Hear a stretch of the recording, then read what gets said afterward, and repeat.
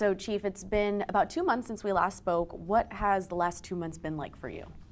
Well, this whole 6 months, I just completed my 6th month. Well, yeah, entered my 6th month here, Wow. and it has been extremely busy. Getting to know the people, getting to know Austin, and yeah, just very busy. Yeah, I know that recruitment efforts have gone really well. I know that you've done a few events.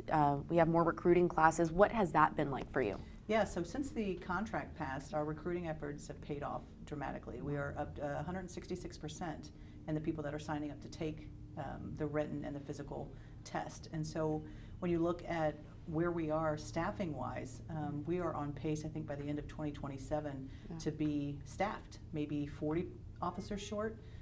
So I think, again, these efforts have paid off. A contract, whoever had any doubts about that helping, this really shows that contract's working. Yeah, I see that numbers are improving. How is this affecting morale in your department? Yeah, I think morale is something, one of the things when you talk about policing, morale isn't letting my beard grow. Morale isn't let me wear my hair as long as I want to wear it, and let me wear a uniform I want to wear. It's truly about how are you taken care of as officers? How is your mental health and your wellness? How is that being cared for? And so when you look at things we're trying to put in place, and whether it's through the contract, it's through staffing, and we're doing backfill now and getting that put down, those days where detectives are actually coming out and working shift work, how are we eliminating that? All of those things matter when it comes to morale.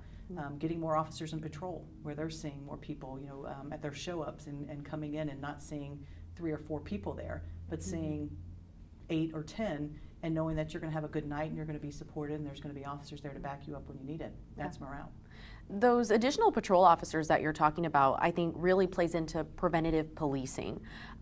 Do you feel like there's been an improvement when it comes to preventative policing in hotspot areas in Austin, like Southeast or Northeast? Yeah, so you have to, policing is a science, and so you have to look at how do you respond to those crimes. And so you have to use evidence-based policing.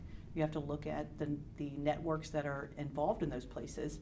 Who owns the building? Why do people feel comfortable committing crime there? What's allowing it? And truly looking at that crime triangle. So when you look at a crime triangle, you have a victim, an offender, and a location.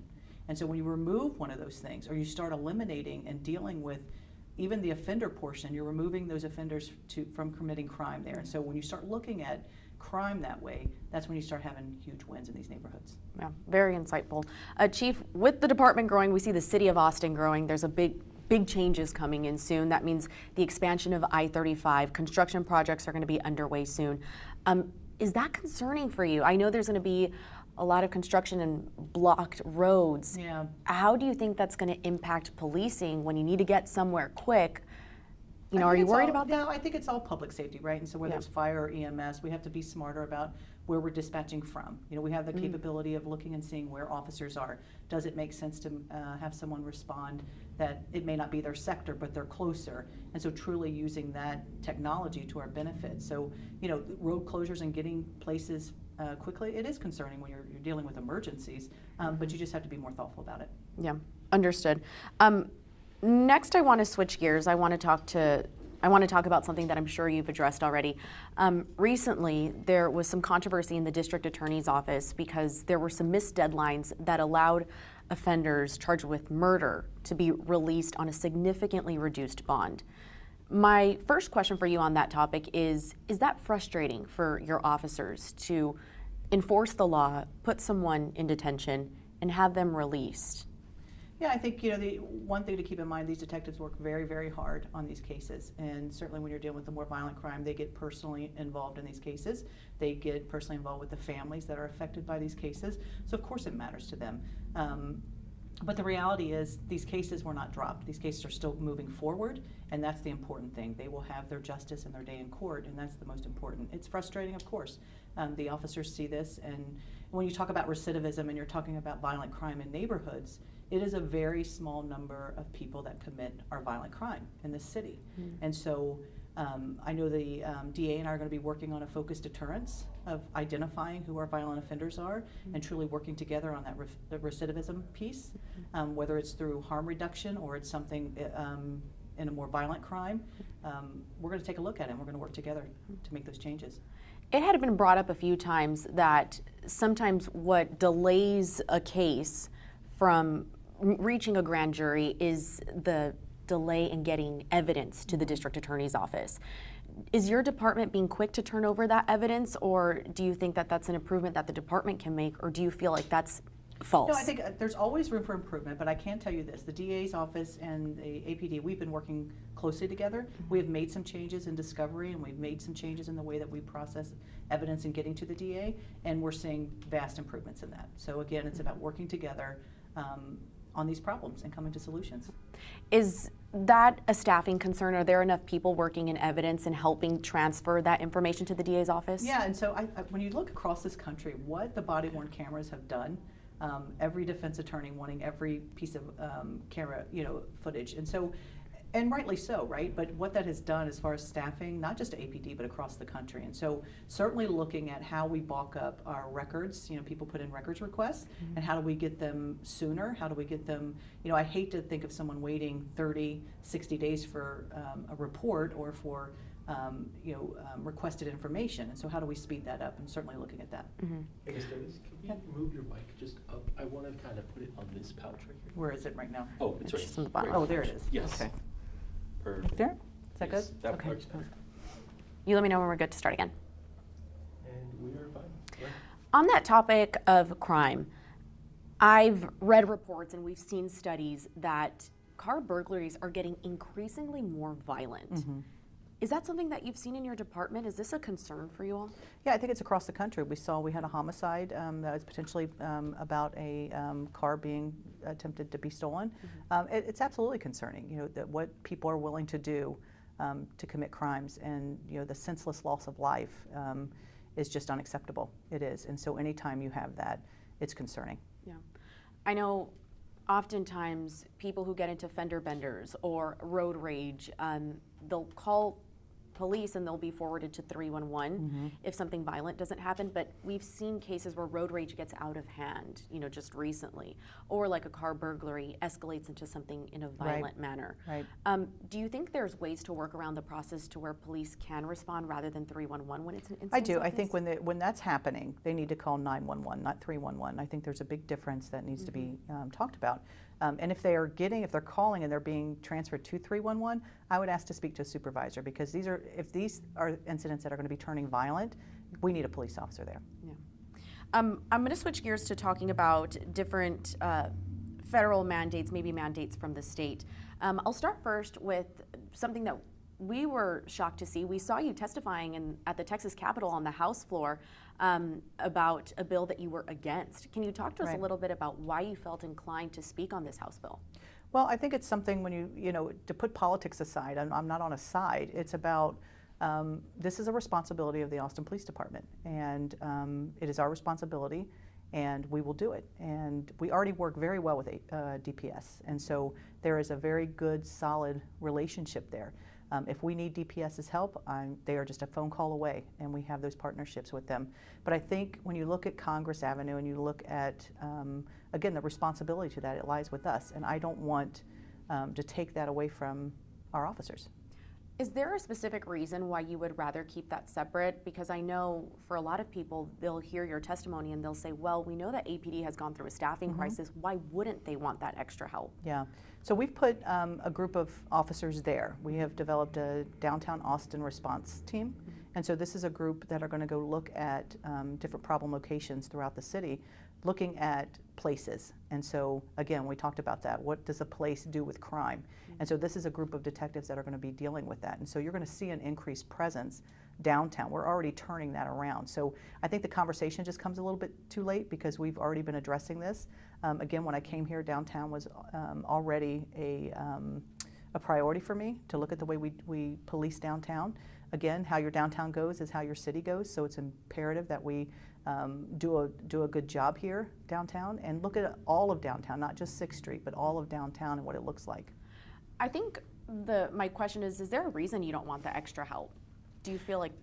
Well, I don't think I think you're looking at it as extra help, but this is going to come at a cost. I mean, this is the thing. This is at a cost to Austin in the millions of dollars. And it's not free. It is not a free, here are some officers to help you. And again, if I needed that, I'm certain I could call DPS and we could put something together to work together. But this is not free. Mm-hmm.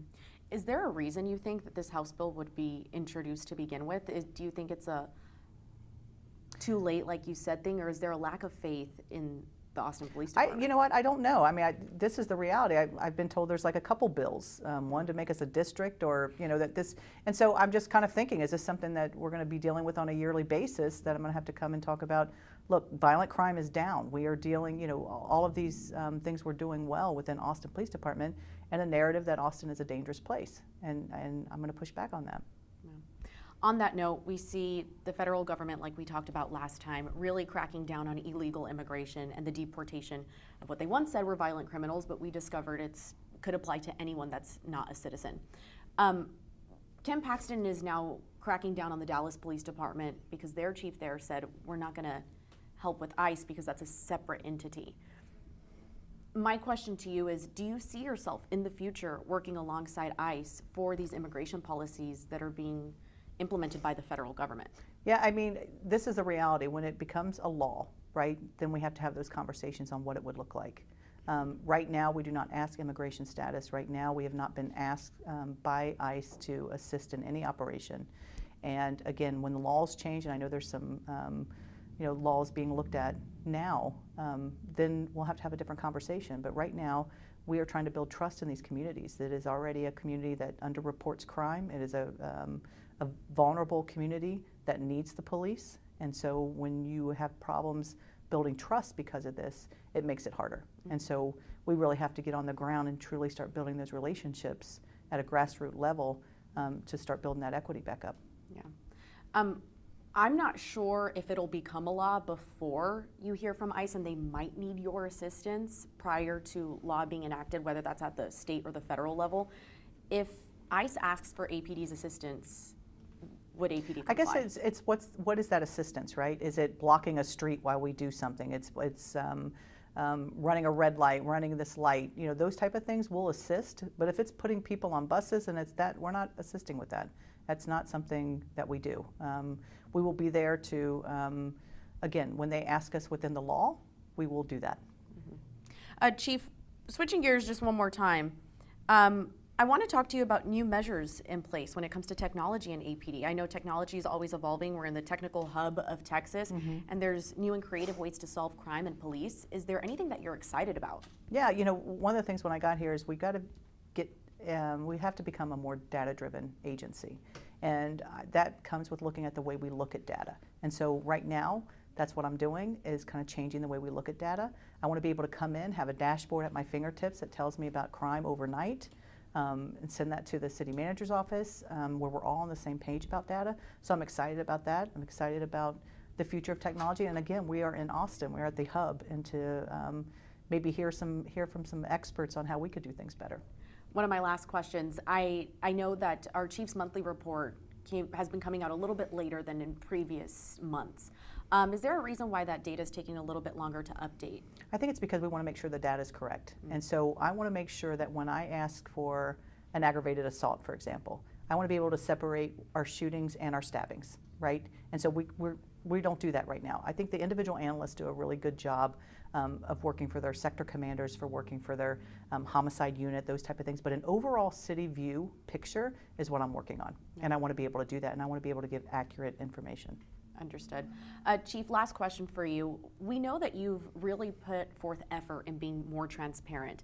I mean, we know that now quarterly you're going to be meeting with all different media agencies in the city. Is there a reason why you're pushing to be a voice for your police department more, where in the past we've seen some hesitation from this department? Yeah, I think, again, it will not always be, and these are tough questions, right? And it's not always going to be great news. There are going to be some tough conversations because this is policing. We deal in real time and things happen. But we have to have a relationship as well. And so that's about being transparent, it's about accountability, and it's about telling a story. And there are so many good stories here within the police department that don't get told. And the dedication and the commitment of these officers needs to be told. Yeah, beautiful. Lisa, do I have time for one more question? Yeah, that's fine. Okay, perfect. Thank you, Chief. Last question. Protests. We've seen protests continue to happen in the city of Austin. We were at one just yesterday at UT Austin. And you know just as well as I do that in this town, we've seen protests get out of hand. For sure. Is there a way that you are monitoring protests? Is APD ready to respond, whether that be UT Austin or downtown Austin, no matter the cause? Yeah, and so it's one of those things, planned protests versus a spontaneous. Those are the more concerning for me, is those spontaneous protests and what we don't have any intel on. And so how do we respond to those? And that's making sure that the officers are ready to go. Do we need to form lines? Do we need to block off access to the highways? Those type of things. And I feel very secure that we're ready for that. Are you preparing to work alongside DPS and state agencies should a UT Austin protest get out of hand like we saw last April? Yeah, we already do. And I think it's important. I meet also monthly with UT, their chief, and their staff, and we're already working together. And so it is just a phone call away or a radio click to get some help. But again, with those planned protests, we're already on top of that, but it's the spontaneous ones that we need to make sure that we're ready for. Back then in April at UT Austin, some of the protesters were telling us the police is what escalated this to be out of hand. It was that martial law feeling of policing at the protest. Is that a concern for you? Yeah, I'm not sure what happened on UT. Listen, people have a right to protest and they have a right to voice their opinions. But when it crosses over into property damage and it crosses into crime, we're going to remove people that are committing crime, remove them from that, and allow the protest to continue. That's what I want to do. Chief, anything else you want to add that maybe I haven't yet asked you? No, I just want to, again, I want Austin to know that they have a very dedicated police department that is committed. And we're making some changes, and we'll talk about community policing and getting out there. It's going to improve. Thank you for watching. Please hit the subscribe button and get the latest news by downloading the CBS Austin News app.